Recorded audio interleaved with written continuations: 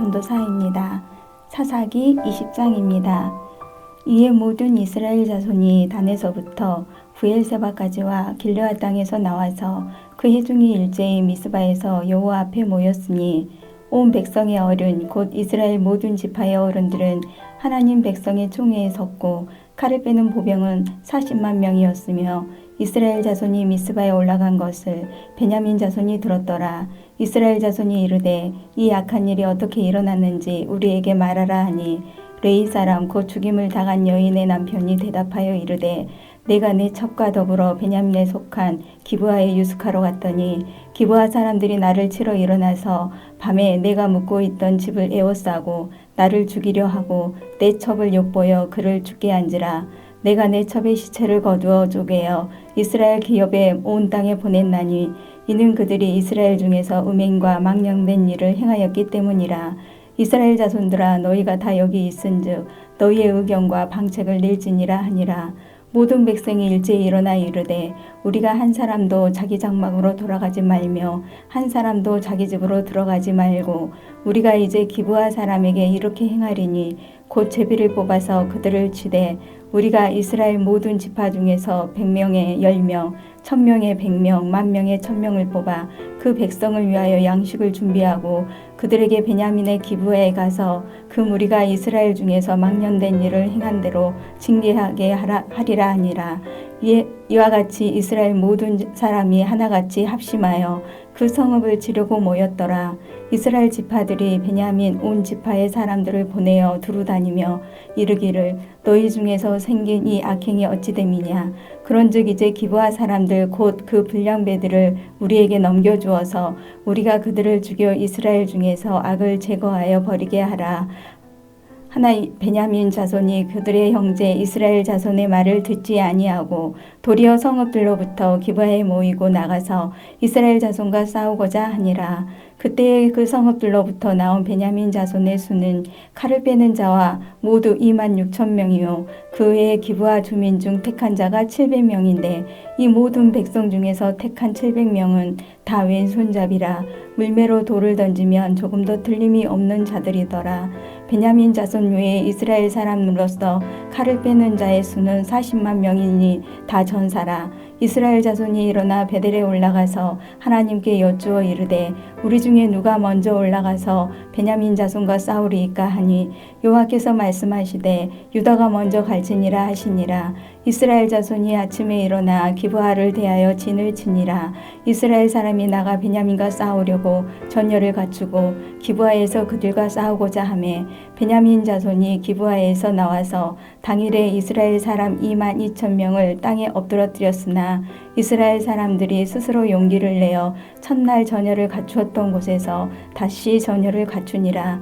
이스라엘 자손이 올라가 여호와 앞에서 저물도록 울며 여호와께 여쭈어 이르되 내가 다시 나아가서 내 형제 베냐민 자손과 싸우리이까 하니 여호와께서 말씀하시되 올라가서 치라 하시니라. 그 이튿날에 이스라엘 자손이 베냐민 자손을 치러 나아가매 베냐민도 그 이튿날에 기브아에서 그들을 치러 나와서 다시 이스라엘 자손 18,000명을 땅에 엎드러뜨렸으니 다 칼을 빼는 자였더라. 위에 온 이스라엘 자손 모든 백성이 올라가 베델에 이르러 울며 거기서 여호와 앞에 앉아서 그날이 저물도록 금식하고 번제와 화목제를 여호와 앞에 드리고 이스라엘 자손이 여호와께 물으니라. 그때에는 하나님의 언약궤가 거기 있고 아론의 손자인 엘르아살의 아들 비느하스가 그 앞에 모시고 섰더라.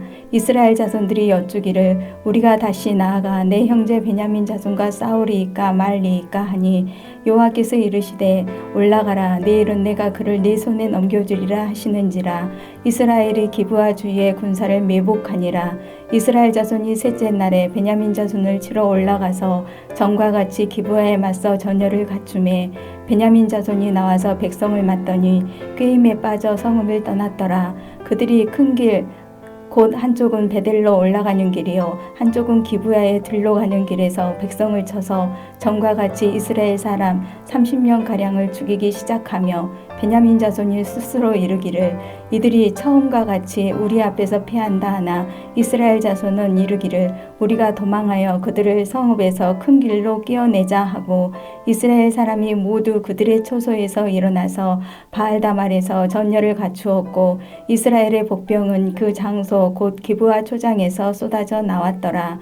온 이스라엘 사람 중에서 택한 사람 10,000명이 기브아에 이르러 치매 싸움이 치열하나 베냐민 사람은 화가 자기에게 미친 줄을 알지 못하였더라.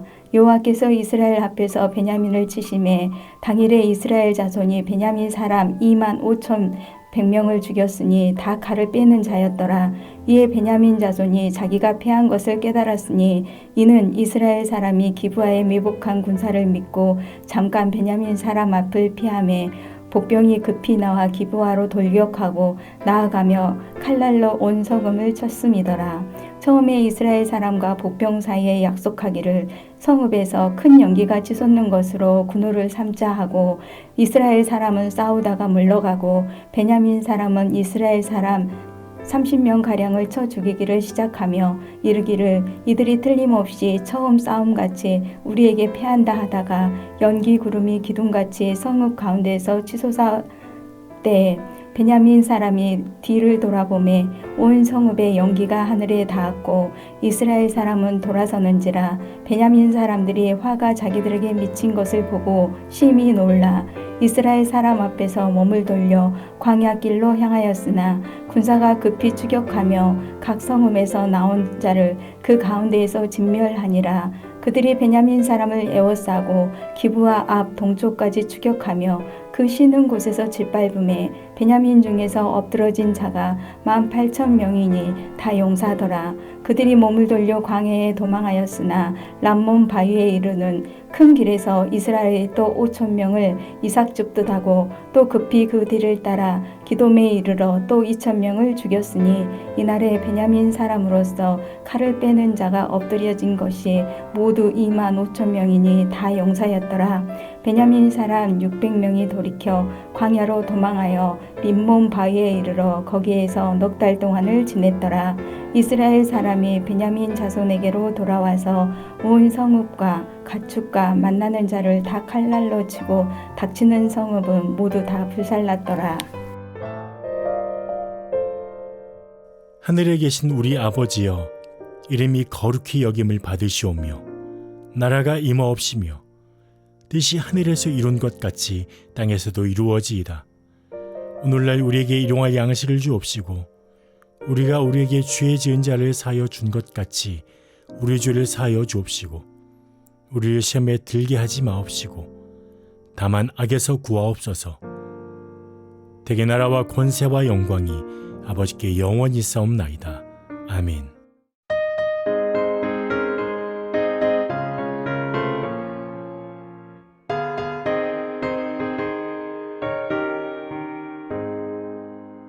내가 들지 않은 예수 나의 상처 입은 심령을 불쌍하게 여기사 위로하여 주시니 기쁘신 나의 좋은 친구 내가 의지하는 내 예수 나의 사모하는 친구 나의 기도 들으사 응답하여 주시니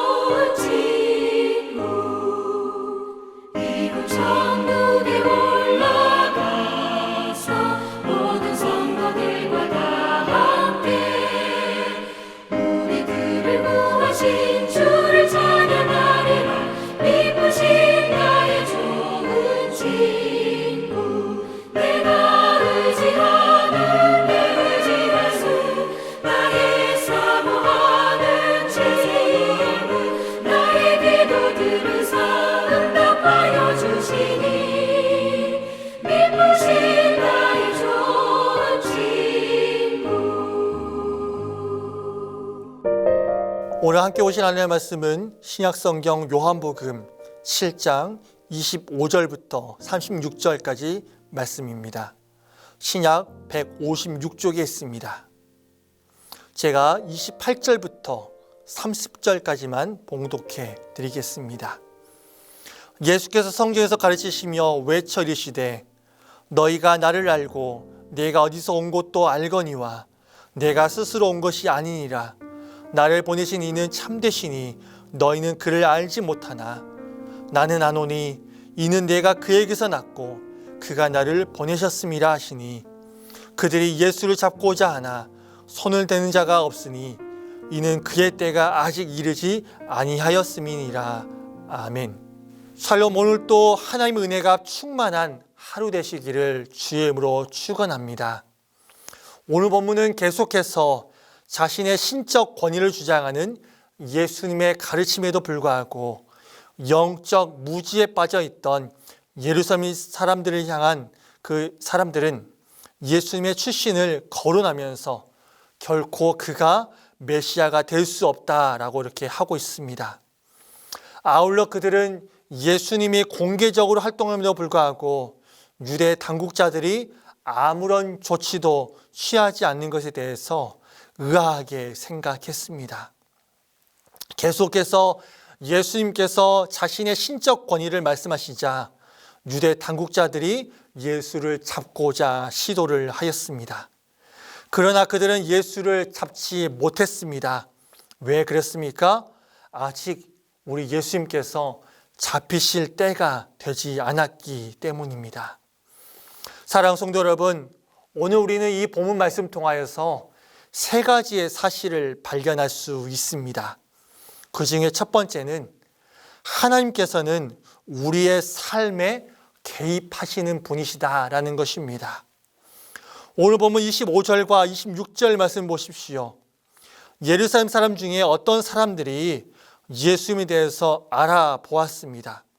그리고 그는 결코 우리가 기다리는 메시아가 그리고 그리스도가 아니다라고 확신하였습니다. 그리하여서 이 유대인들은 예수님을 잡아 죽이려고 하였습니다. 그런데 어찌된 까닭인지 성령에서 예수님께서 자신을 드러내시며 복음을 전하고 있는데 유대 당국자들이 예수를 체포하지 않는 것입니다. 이에 예루살렘 사람들은 예수를 체포하지 않고 수수방관하고 있는 이 당국자들에게 이 사람들을 너희가 참으로 그리스도인들을 줄을 알고 있느냐? 너희가 정말로 이 사람을 참으로 그리스도인 줄을 알았는가? 라고 하면서 불만을 제기하고 있습니다. 그런데 사랑하는 성도 여러분, 유대 당국자들이 정말로 예수님을 참으로 그리스도 그리고 참으로 메시아인 줄을 알아서 체포를 하지 못했던 것일까요? 그렇지 않습니다. 요한복음 7장 11절 말씀을 보면요, 그들은 예수를 잡기 위해서 모든 만반의 준비를 하고 있었습니다.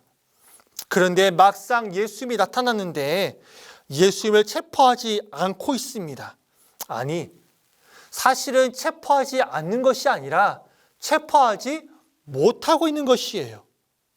그렇다면 왜 그들이 예수님을 체포하지 못한 것일까요?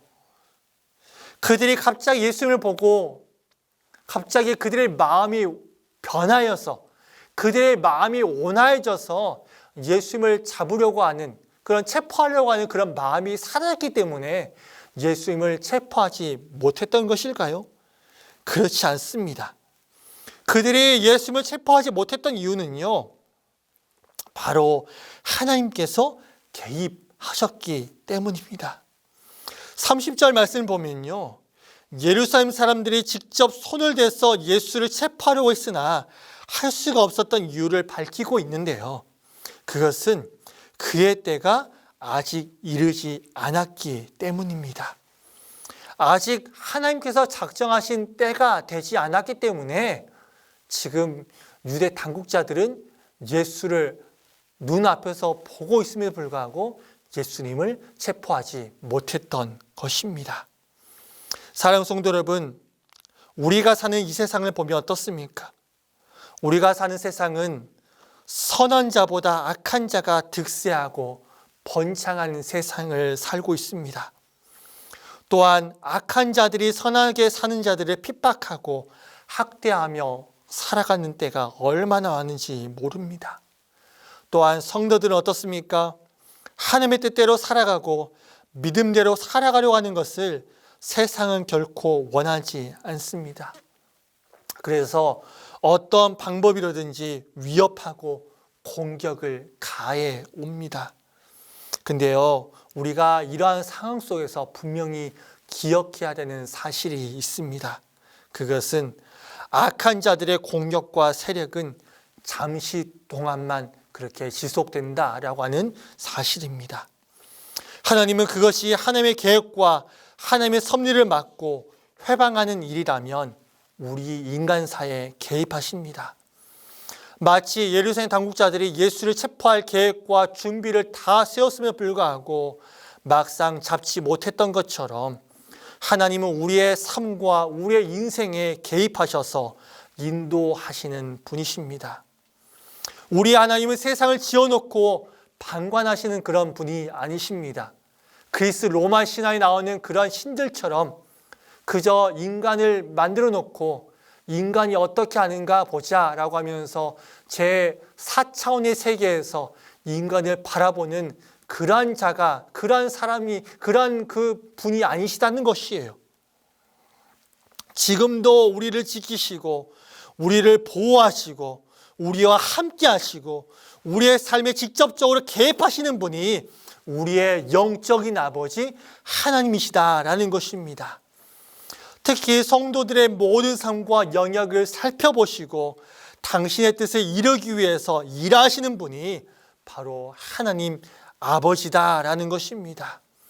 성도는 이러한 하나님의 인도하심과 개입을 믿어야 합니다. 그래야 해서 잠시뿐인 세상의 공격에 좌절하지 않고 하나님의 뜻을 분명하게 믿으며 믿음 가운데 온전하게 서고 믿음 가운데 이 길을 걸어 나가야 할 것입니다. 둘째, 잘못된 지식은 우리를 잘못된 신앙으로 이끈다는 사실을 분명하게 기억하시기 바랍니다. 오늘 보면 26절과 27절 말씀입니다. 26절 말씀 보면 유대 당국자들이 예수님을 체포하지 않자 이 예루살렘 사람들은 당국자들은 이 사람을 참으로 그리스도인 줄을 알았는가? 라고 하면서 불만을 제기하였습니다. 그리고 27절 말씀 보면 우리는 이 사람이 어디에서 왔는지 아노라 라고 말하고 있습니다. 우리는 이 사람이 어디서 왔는지 아노라. 이 말이 무슨 말입니까? 우리가 이 예수라는 사람이 어떤 사람인지 알고 있다는 것이에요. 그렇기 때문에 예수님이 그리스도일 리가 없다는 것이에요. 그들이 어떻게 알고 있었습니까? 이 예수님은 출신도 불분명하다는 것이에요. 그리고 작고 작은 촌동네 시골에서 낳았다는 것입니다. 그리고 결혼도 하지 않는 처녀의 몸에서 낳았다는 것입니다. 그것도 마구간에서 태어났다는 것이에요. 이렇게 작고 작은 촌동네 시골 마을에 태어난 결혼도 하지 않은 처녀의 몸에서 나신 자가, 그것도 마구간에서 태어난 자가 메시아고 그리스도일 리가 없다는 것입니다. 그들이 생각하기에는 이 그리스도 그리고 메시아가 구름 타고 영광 중에 오실 것이다 라고 생각을 했습니다. 그런데 호련히 구름 타고 오셔서 우리를 구원하실 것이다 라고 그렇게 생각했는데 지금 막상 그리스도 메시아라고 하는 자가 천하고 천한, 낮고 천한 몸으로 이 땅으로 오셨으니까 그들은 믿기 싫었던 것이죠. 인정하기 싫었던 것입니다. 그들이 잘못된 그런 사상과 잘못된 지식을 갖고 있었던 것이에요. 낮고 천한 몸으로 오신 그가 결코 메시아고 결코 그리스도일 리가 없다는 지식, 그것을 그들이 갖고 있었다라는 것입니다. 그러나 사랑하는 성도 여러분, 이것은 잘못된 지식이고 잘못된 사상입니다. 그리고 이 잘못된 지식과 이 잘못된 사상에요, 확신이 더해지면 더 심각한 문제를 야기하게 됩니다. 교회에서 가장 위험한 사람이 어떤 사람인지 아십니까? 바로 이러한 잘못된 지식 그리고 어설픈 지식을 가진 자들입니다. 그리고 이 잘못된 지식을 확신하는 자, 그리고 어설픈 지식들을 확신하는 자들이 교회 가운데 가장 무서운 그리고 가장 위험한 사람들입니다. 그러므로 사랑하는 성도 여러분, 우리는 복음에 대해서 확신하는 믿음 그리고 정확한 믿음을 가져야 합니다. 그리고 우리가 아는 지식이 부족하다는 것을 늘 기억하고 늘 인정해야 합니다. 우리가 가지고 있는 지식이 부족하고 불확실하다는 것을 자각할 때만이 더 분명히 그리고 더 깊이 깨달을 수 있는 것입니다.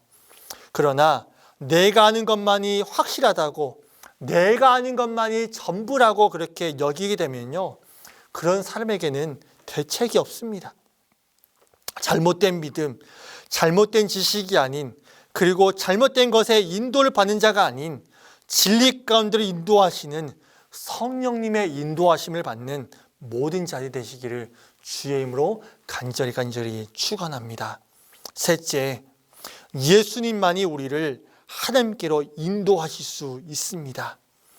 본문 33절과 34절의 말씀을 보면요, 예수님은 조금 더 있다가 나를 보내신 이에게로 돌아가겠노라 라고 하시면서요, 또한 너희가 나를 찾아도 찾지 못할 것이요 또 나 있는 곳에 오지도 못하리라 라고 말씀하셨습니다.